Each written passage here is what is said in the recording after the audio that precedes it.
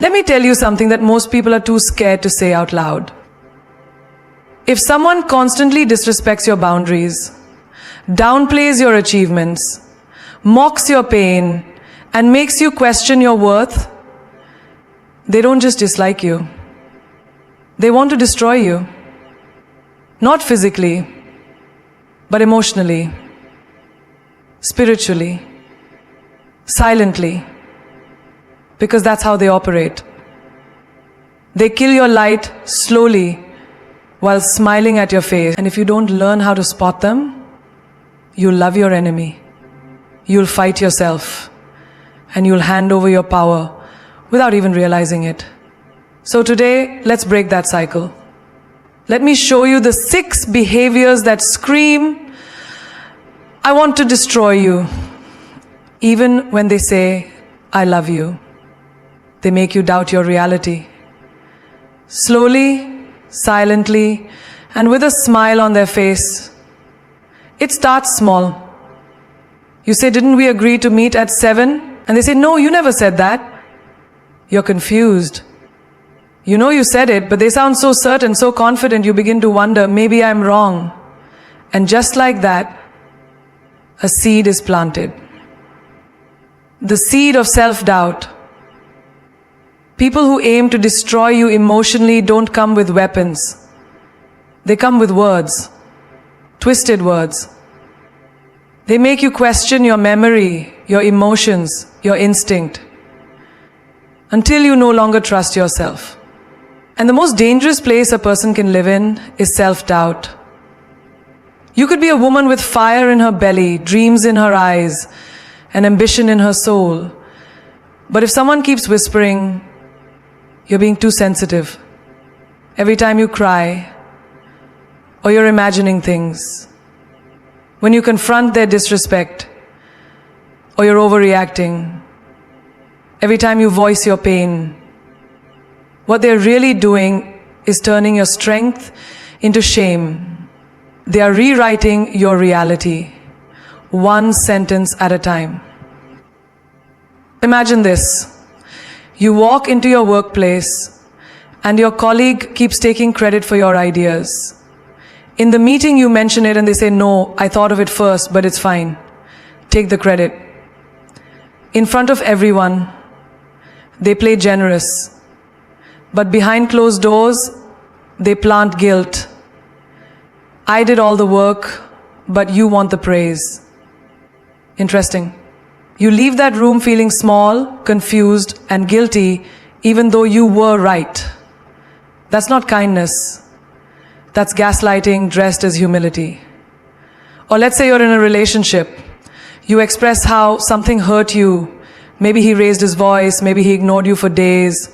You finally speak up, and he says, wow, you're crazy. I was just giving you space.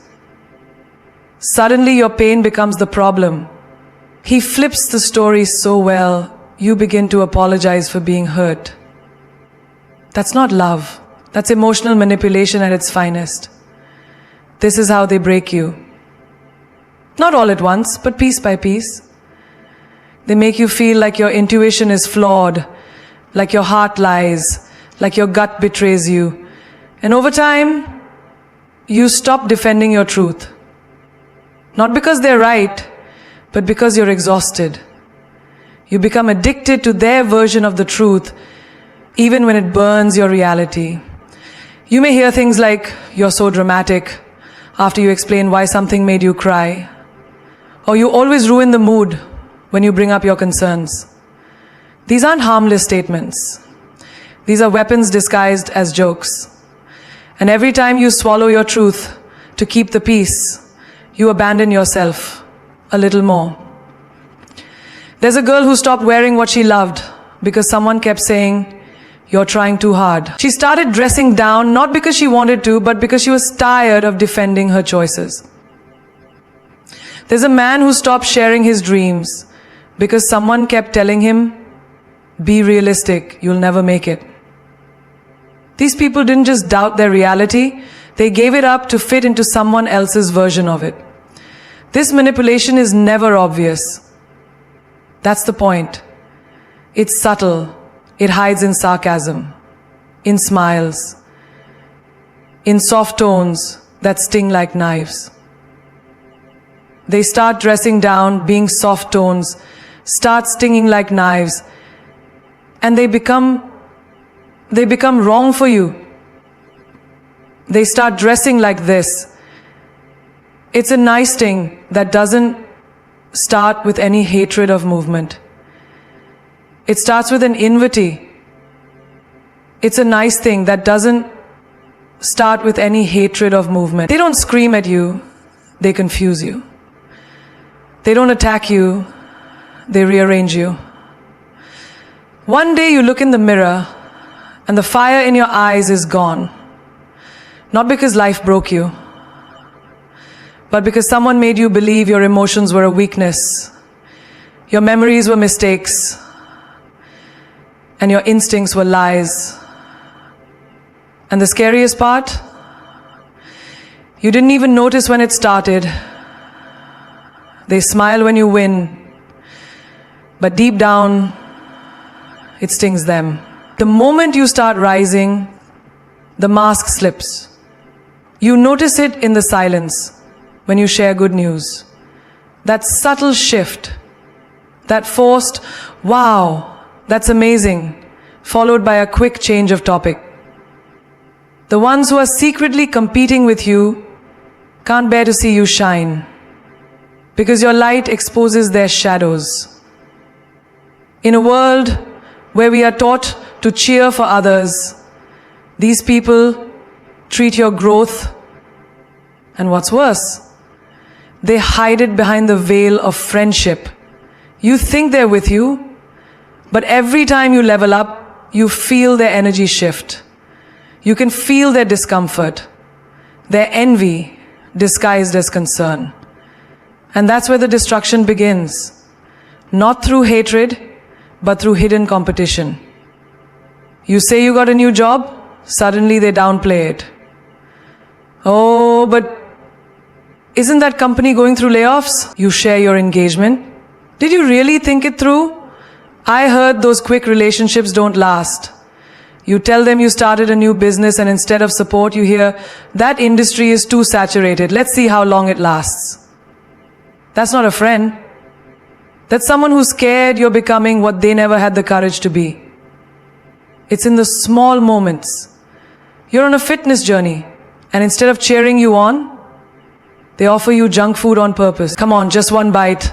Stop being so extra. You're glowing, and they call it too much makeup. You're silent and peaceful, and they say, you've changed. What they really mean is, you've evolved. And they haven't. Your success becomes a mirror to their inaction, and instead of using it as fuel, they let it burn them with resentment. There's a story in every office, every family, every group of friends. The girl who works late nights chasing a dream that everyone called crazy. She finally gets promoted. And the same people who said, you'll never make it, are now rolling their eyes and saying, she got lucky. No, she didn't get lucky. She got consistent. She got bold. But they can't digest that, so they rewrite your story to fit their insecurity. Or that guy who came from nothing, grew up without the luxury, started from the ground. One day, he buys a car he always dreamed of. And suddenly his old friends stop calling. They say he's arrogant now. No, he's just no longer accessible for their comfort. People want to see you do good, just never better than them. Understand this. Clapping for others takes nothing away from you. Their win isn't your loss. But people with small minds think success is limited, like there's not enough light for everyone. So they dim yours to feel tall in the dark. These are the people who'll be loud during your struggle and silent during your success. Their energy tells you everything, even when their words pretend to be kind. So don't let the applause fool you. Watch the pattern. People who celebrate you in private defend you in public, and uplift you without competition. Those are the real ones. The rest, they're just trying to keep you beneath them, so they don't have to face what's possible if they stopped making excuses. They'll clap for you when the cameras are on, but throw daggers the moment no one's watching. In public, they're your biggest fan. She's so talented, they say. I always knew he'd go far. But in private, the praise turns to poison. She's too ambitious. He got lucky. That's all. This isn't just two-faced behavior. This is sabotage in disguise. Because when someone praises you publicly, but poisons you privately, what they're really doing is building your confidence just enough to control it. It's the co-worker who tells you at the company party, "You're the best on our team," but at the boardroom table, when it's time to vote for a promotion, they bring up your smallest mistake like it defines your entire character. She's good, but a little impulsive, don't you think? They mask envy with concern. They dress jealousy in suits of politeness. You walk away wondering, why does it feel like they support me, but I still lose every time they speak? Because they're not clapping for your success, they're calculating it. You'll see this in family too. The aunt who posts your graduation photo with the caption, "So proud of our brilliant girl," but in the kitchen whispers, "Let's see how long this phase lasts." She always starts things and gives up. The cousin who tells you, "You're the star of the family," then rolls his eyes the moment you walk away. That kind of duality messes with your spirit, because you start questioning your worth. Am I really that good? Or are they just being nice? And slowly you stop trusting your own shine. There's the friend who hypes you up on Instagram. "This girl's a queen, watch her take over the world."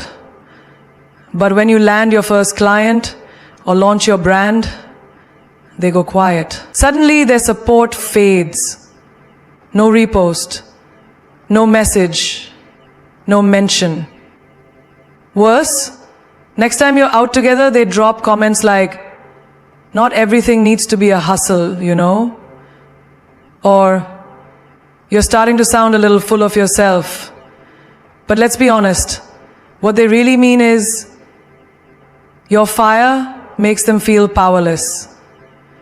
They think if they poison you in private, they can keep your fire from growing too big. But here's what they don't realize. You're not fueled by their applause. You're fueled by your purpose. And your purpose doesn't need permission to shine. Their words may confuse you, delay you, shake your spirit for a while, but they'll never be enough to dim someone who knows what they're born for. There's a girl who was told by her best friend, "You're the prettiest one in our group." But when she started modeling, that same friend started pointing out every flaw. "You know your nose is kind of big on camera, right? Are you sure this is your lane?" That praise was never real. It was a leash. So long as you stayed beneath them, they cheered. But the moment you flew higher, they reached for scissors. Or that guy whose mentor always said, "You're my best student." But behind closed doors, he'd say, "Don't apply for that award yet. You're not ready." What he really meant was, "Don't pass me." Because some people don't want to mentor you, they want to manage your ceiling. And the hardest part? You trusted them. That's what cuts the deepest. Because when betrayal comes dressed as love, it wounds in places even time struggles to heal. But don't confuse their private poison as truth. Their criticism is not your identity. Their limits are not your blueprint. You are not here to shrink for someone else's comfort. You are not meant to second guess your brilliance to protect someone's ego. Some people only support you as long as you don't surpass them. But once your light becomes blinding, they'll try to shade you from all angles. They don't show you who they are, they show you who you are. And that's the most dangerous game of all. When someone mirrors you to manipulate you, they don't come as a threat, they come as a reflection. They like the same music. They speak your language. They copy your style. They adopt your values. Not because they admire them, but because that's how they get you to let your guard down. They study you like a blueprint, then shape-shift into your fantasy. And once they've won your trust, they start rewriting your reality. At first, it feels like a fairy tale. We're so alike, they say. It's like I've known you forever. You finish each other's sentences. You share the same goals, the same pain, the same dreams. But slowly things start to shift. You begin to feel confused. You're doing things you don't usually do, thinking in ways you never used to. And every time you question it, they say, but this is who we are. No, it's who you were before they turned your identity into a weapon. Think of that coworker who observes how you speak confidently in meetings, how your words carry weight. Then suddenly they start using your phrases, dressing like you, taking credit for your ideas, but twisting them just enough to make them theirs. And when you confront them, they act shocked. You're overthinking. We're just alike. But you know better. They didn't mirror you to bond, they mirrored you to blend in, so they could rise without resistance. Or that friend who claims, you and I were the same, we're both empaths, we both hate drama, we both value loyalty. But the moment you open up, the moment you hand them your truth, they turn it into a tool. They learn your soft spots just to press on them later. They mimic your healing language just to gaslight you better. When you try to step back, they say, but you're not being yourself anymore. Of course you're not. You've been busy living in their version of you. It happens in relationships too. The man who studies your Instagram stories, suddenly he's into the books you read, the values you hold, the causes you fight for. He says everything you've been waiting to hear. But it's not love. It's strategy. He doesn't want to join your world, he wants to control it. So he imitates you until you fall in love with the image. But once you're in, the image starts to fade. And now you're not dating a partner.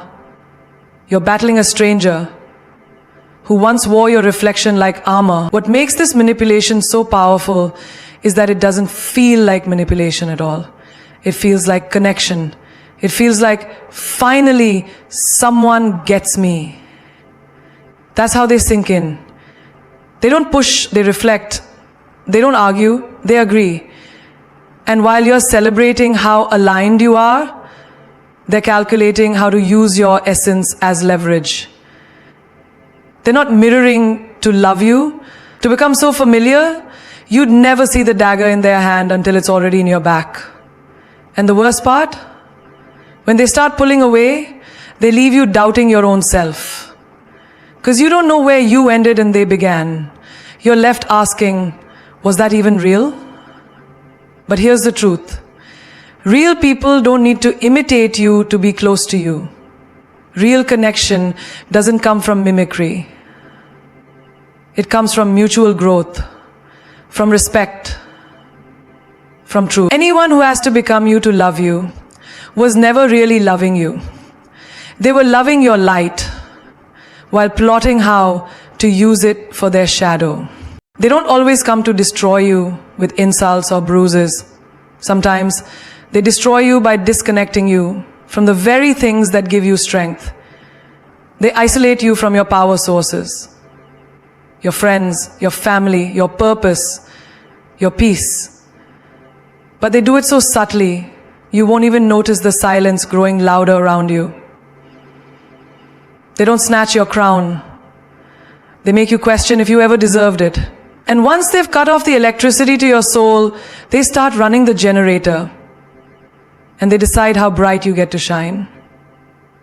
They start with phrases like, they don't really understand you like I do, or you're different now.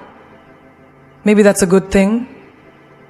Sounds innocent, right? But behind those words is a silent campaign to isolate you. Like that friend who always throws shade on your other friendships. She only calls you when she needs something. Or, why are you always with them? I thought we were closer than that. What they're really saying is, I want to be the only voice in your head. Because when they're the only voice, they become your truth. And truth, when tampered with, becomes a cage. Imagine you've always had this one mentor, someone who makes you feel powerful, focused, sharp. You start dating someone who keeps saying, you don't need their advice anymore. You've got me. And little by little you stop calling. You stop seeking that wisdom. And suddenly your clarity starts slipping. Not because your instincts are weak, but because they've disconnected you from the people who keep your vision clear. Manipulators know they can't overpower you while you're plugged into your people. So they slowly, quietly pull the plug. There's a girl who used to light up every room, confident, opinionated, surrounded by a tribe of fierce, strong women. Then she met someone who said, you're too loud. You should just focus on us. Why do you need all that attention? And she mistook that comment for love. So she began dimming her light, skipping her friend dates, cancelling plans. At first it felt like loyalty. But what she didn't realize was, you're never supposed to trade your spark to keep someone else warm. Sometimes it's not even a person. Sometimes it's a toxic job that isolates you from your creative spirit. This is your chance. Don't get distracted with your side hustle. So you stop painting, stop writing, stop dreaming. Because they made you believe that success means sacrifice.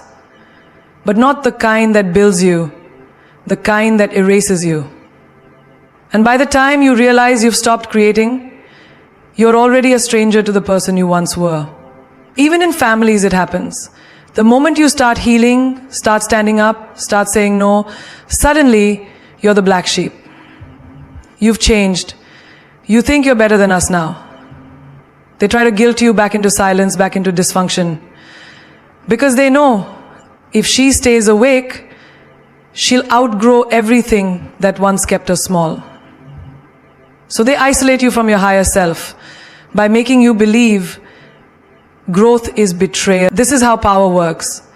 When you're surrounded by truth tellers, cheerleaders, faith and focus, you become unstoppable. So those who fear your rise will never attack you head on. They'll go after your roots.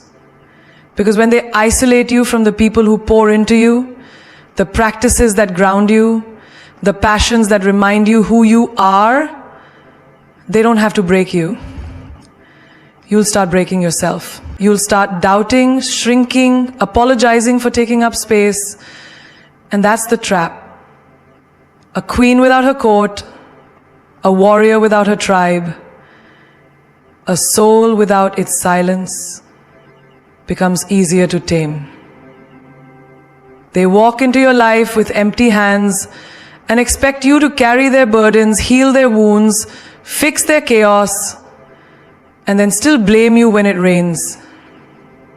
These people don't just drain you, they make you feel guilty for being tired, for being a soul. They don't ask how you're doing, but they complain when you don't show up with your usual fire.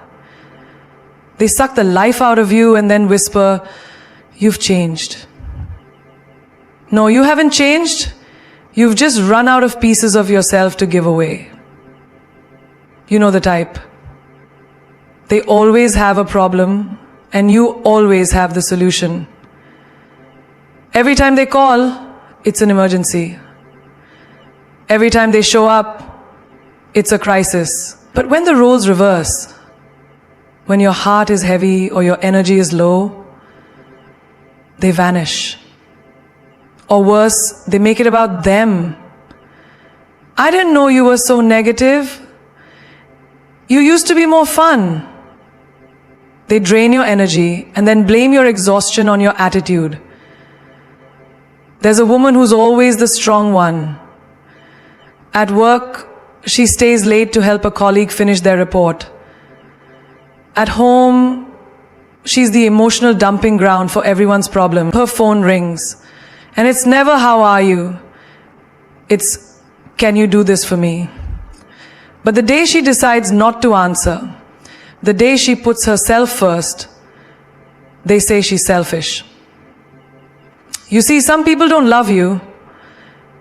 They love the role you play in their life. Think about that friend who only calls when they've broken up, failed, or need advice. And when you're going through your own darkness, they're suddenly too busy. You tell them you're overwhelmed, and they say you're being dramatic. You say no, and they call you distant. They don't want you healed. They want you available.